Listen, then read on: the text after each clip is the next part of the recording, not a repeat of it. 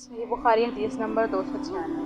اس سے سوال کیا گیا، کیا حائضہ بیوی میری خدمت کر سکتی ہے یا ناپاکی کی حالت میں عورت مجھ سے نزدیک ہو سکتی ہے؟ روہ نے فرمایا، میرے نزدیک اس میں کوئی حرج نہیں، اس طرح کہ عورتیں میری بھی خدمت کرتی ہیں، اور اس میں کسی کے لیے بھی کوئی حرج نہیں، اس لیے کہ مجھے عائشہ رضی اللہ تعالیٰ عنہ نے خبر دی کہ وہ رسول اللہ صلی اللہ علیہ وآلہ وسلم کو حائضہ ہونے کی حالت میں کنگھا کیا کرتی تھی، اور رسول اللہ صلی اللہ علیہ وآلہ وسلم اس وقت مسجد میں متعقف ہوتے۔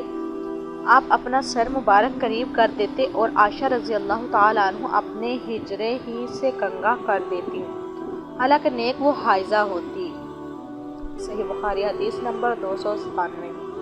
میں نبی کریم صلی اللہ علیہ وآلہ وسلم کے ساتھ ایک چادر میں لیٹی ہوئی تھی، اتنے میں مجھے حیض آ گیا، اس لیے میں آہستہ سے باہر نکل آئی اور اپنے حیض کے کپڑے پہن لیے۔ نبی کریم صلی اللہ علیہ وآلہ وسلم نے پوچھا، کیا تمہیں نفاس آ گیا ہے؟ میں نے عرض کیا کہ ہاں۔ پھر مجھے آپ صلی اللہ علیہ وآلہ وسلم نے بلا لیا اور میں چادر میں آپ صلی اللہ علیہ وآلہ وسلم کے ساتھ لیٹ گئی۔